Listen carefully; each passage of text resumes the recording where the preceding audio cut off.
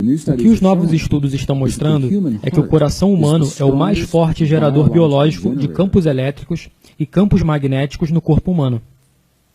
Então, o nosso coração tem a capacidade de gerar os mesmos campos dos quais as coisas do nosso mundo são feitas.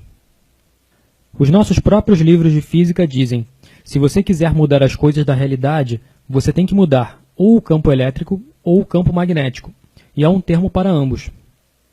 O efeito Stark e o efeito Zeeman, que nos permitem mudar o campo eletromagnético.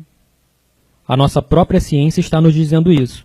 Então, o que as descobertas agora estão mostrando é que quando temos um sentimento em nosso coração, estamos realmente criando ondas eletromagnéticas que mudam a qualidade dos átomos do nosso mundo. Eles literalmente interrompem o fluxo do tempo-espaço e reorganizam as coisas de que esse mundo é feito. E na medida em que somos treinados e condicionados para fazer isso nesse nível, afetamos nossa realidade.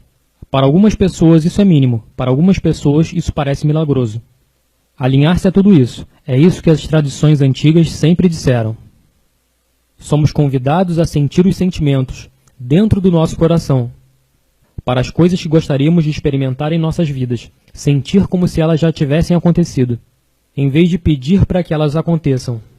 Esse sentimento impotente em nosso mundo, que todos nós fazemos de vez em quando, e não há nada errado em pedir intervenção. Mas o que a ciência está mostrando vem de um contexto. Há textos de 5.000 anos de idade que nos deixaram instruções. Instruções muito claras. E elas disseram: quando você quiser mudar seu corpo ou mudar seu mundo, ao invés de sentir o que você não tem, se sinta como se já tivesse acontecido. E isso parece não fazer muito sentido para nós. Soa como hocus-pocus para um cientista. Até entendermos que quando temos esse sentimento, o que estamos literalmente fazendo é criar um modelo eletromagnético. É a planta em nosso coração em que o material quântico do universo congela em torno de nós. Nos dá a realidade que corresponde ao que sentimos. E por enquanto, todos nós fazemos isso inconscientemente de vez em quando. Eu acho que estamos chegando a uma época da história agora, onde reconhecemos que somos uma família nesse planeta. E que quando nos unimos em cooperação, não que imponhamos a nossa vontade, ou controlamos ou manipulamos a nossa realidade. Não é disso que se trata. O físico John Wheeler, colega de Einstein, chamou de participação. Ele disse que participamos no tipo de criação, o tipo de realidade que nós escolhemos ter. Seja a biologia de um corpo humano ou a paz entre as nações, em uma ampla área geográfica. E o papel que nós desempenhamos é determinado diretamente pela nossa vontade de aceitar o nosso papel como parte disso. E isso muda tudo. Muda tudo porque, por 300 anos de ciência, temos sido condicionados a acreditar que somos separados do mundo, que temos muito pouco poder sobre qualquer coisa que aconteça no nosso mundo, que somos vítimas de qualquer que seja a vida trazida para o nosso caminho, e nós só precisamos fazer o melhor que pudermos fazer. E você espera que o melhor aconteça. E tudo agora está começando a mudar, e é a nossa própria ciência que está se aproximando, em uma linguagem em que confiamos. A língua da física quântica e ciência. Eles estão se aproximando dos próprios princípios que dizem precisamente as mesmas coisas, que em alguns casos têm sido estudadas há 5, 6 mil anos. Por isso está trazendo aqueles dois modos de conhecimento, dois grandes caminhos, ciência e espiritualidade, deixando-as juntas em uma única sabedoria, que é maior do que qualquer uma delas quando não estão juntas, e nos ajudando a nos tornarmos pessoas melhores, a criar um mundo melhor, e enfrentar com esperança os desafios que iremos encontrar. É uma época muito emocionante em nosso mundo. Existe um campo inteligente de energia que permeia nossa realidade física. Sabemos que esse campo está lá, tem sido documentado. É o que é chamado de campo de energia não convencional. Não funciona como a eletricidade. Então nunca tivemos equipamentos para medi-lo. Estávamos tentando medir com equipamento que mede coisas como sinais de televisão ou ondas de rádio. E a energia não trabalha dessa forma. Então, somente no final dos anos 90, início dos anos 2000, que realmente tivemos ampla disseminação e acesso à tecnologia para medir essas coisas. Houve pioneiros no final do século XVIII, Tesla e outros pesquisadores. Certas pessoas que tinham vislumbres, insights sobre como o nosso mundo funciona. E eles estavam nos dizendo isso há mais de 100 anos. Mas isso só foi disseminado em artigos acadêmicos e revisados por pares recentemente. Isso só se tornou aceito nos últimos anos. Então estamos chegando apenas ao lugar onde essas tradições antigas começaram.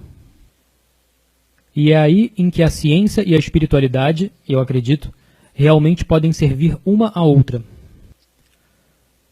Porque os cientistas dizem, ok, há um campo lá fora em que tudo se conecta, nós influenciamos esse campo. E então eles dizem, o que fazemos com isso? Coçam suas cabeças dizendo, o que nós fazemos com isso? As antigas tradições e as nossas mais queridas tradições espirituais indígenas começaram a partir desse ponto. Eles disseram, sim, tudo é conectado. Greg, você está falando de ter esses sentimentos no coração. Nós pensávamos que nossos pensamentos criavam nossa realidade. Você ouve muito isso, então não são os pensamentos que estão realmente fazendo isso. Pensamentos são importantes, mas essa é a novidade. Estudos recentes estão mostrando que o cérebro humano também cria campos eletromagnéticos, mas eles são relativamente fracos em comparação ao coração. O coração é cerca de 100 vezes mais forte eletricamente do que o cérebro humano. E o coração é cerca de 5.000 vezes mais forte magneticamente que o cérebro humano. Por isso, se vamos criar um campo elétrico ou magnético que afeta a nossa realidade, provavelmente não pode ser feito com o pensamento. E é por isso que é muito mais difícil. É muito mais fácil sentir o sentimento com nossos corações. Assim, nossos cérebros criam a imagem que nós modelamos, nós simulamos com o nosso cérebro.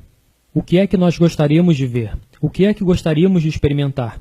E uma vez que temos isso internamente, podemos sentir o sentimento de gratidão e apreciação pelo que já está acontecendo. E isso dá poder ao que estamos pensando. E isso é uma tecnologia interna muito poderosa, que aparentemente foi perdida para o Oeste, cerca de 2 séculos atrás.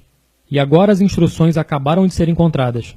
E muitos dos textos foram recuperados nos últimos 100 anos, em escolas específicas, Biblioteca Nag Hammadi, Biblioteca Copta, as bibliotecas tibetanas.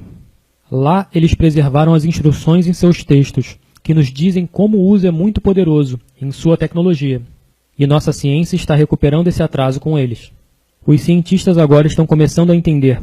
É a consciência, é a nossa crença, é a maneira como sentimos, as limitações que temos aceito culturalmente, através de nossas famílias ao longo da história. O que os cientistas disseram é que nós tendemos a dar grande crédito aos nossos limites, em vez de pensar em nós mesmos como seres capacitados. E independentemente de estarmos conscientes disso ou não, a crença subconsciente de que nós somos vítimas sem poder nesse mundo tem uma tremenda influência em tudo o que fazemos. Até pessoas muito conscientes que gastam suas vidas em ashrams e em cavernas meditando, em um mosteiro que você conheça do outro lado do mundo, a 17.000 pés acima do nível do mar. Há lugares dentro de nosso ser, indicando sermos vítimas impotentes, e isso ocupa um papel dominante em nossas vidas. Por isso ficamos em conflito entre isso e as nossas grandes capacidades. Nas tradições sânscritas, que são a raiz de muitas das coisas que estamos falando hoje, o que encontramos é que há um sistema de 7 chakras, 7 sistemas de energia, 3 abaixo do coração e 3 centros acima. E esses centros, nas tradições sânscritas, estão ligados diretamente aos componentes que estávamos falando a respeito, do que conversávamos sobre a manifestação. Os 3 centros de energia superiores estão ligados ao que poderíamos chamar de nosso processo de pensamento, nossa comunicação. E os 3 centros mais abaixo estão ligados ao que poderíamos chamar de emoção. E eles definem emoção um pouco diferente do que nós. Eles dizem que há 2 emoções primárias que nós produzimos. Há o amor, que é uma dessas emoções, e depois tudo que acreditamos ser o oposto do amor, está no extremo oposto do espectro. Por isso, é como 2 polaridades com a mesma energia. Assim, para muitas pessoas é amor e medo. Então eles dizem que a maneira como nós trabalhamos nesse mundo, a maneira como nos manifestamos, como nós e nossos centros superiores achamos que comunicamos, falamos com outra pessoa, o que verbalizamos, o que gostaríamos de experimentar, imaginamos em nossa mente. Esse é o pensamento. E uma afirmação é um pensamento. Só que é um pensamento vazio, a menos que nós coloquemos um pouco de energia nisso. A maneira de colocar energia nisso é estimular e desenvolver a energia desses centros de energia mais baixos. Nosso amor pelo que estamos pensando, ou subconscientemente, nosso medo do que estamos pensando. E quando nós fazemos isso, quando combinamos o pensamento e a emoção, eles se unem nesse mágico, misterioso e precioso lugar, bem no centro de nossos corações. E é isso que os ancestrais disseram. Onde eles agiram, está tudo em nosso coração. E por definição, criamos um sentimento. Sentimento é a união entre pensamento e emoção, O sentimento é o que cria as ondas que falam para o campo, para a matriz do nosso universo. O sentimento é o que cria. Assim, a menos que tenhamos imbuído nossa afirmação, que a tenhamos alimentado com a emoção do nosso amor, pelo nosso companheiro perfeito que está se manifestando agora, ou nossa abundância, ou a nossa cura, ou a cura dos nossos entes queridos, eles podem se tornar apenas um pensamento vazio. E algumas pessoas acabam ficando frustradas com suas afirmações. Sabe, elas dizem que fizeram suas afirmações 100.000 vezes por dia, e nada aconteceu. E elas perderam o interesse, se sentiram sem poder, elas se sentiram como vítimas. Elas dizem, você sabe, essa coisa não funciona, porque só tínhamos metade da fórmula. Então o sentimento é o que realmente cria, e é por isso que, para mim faz tremendo sentido, se o sentimento é o que cria, então você tem que dar a esse campo algo para trabalhar. Então ele pode te mostrar o que você está criando. Por que não sentir o que é que você gostaria de experimentar?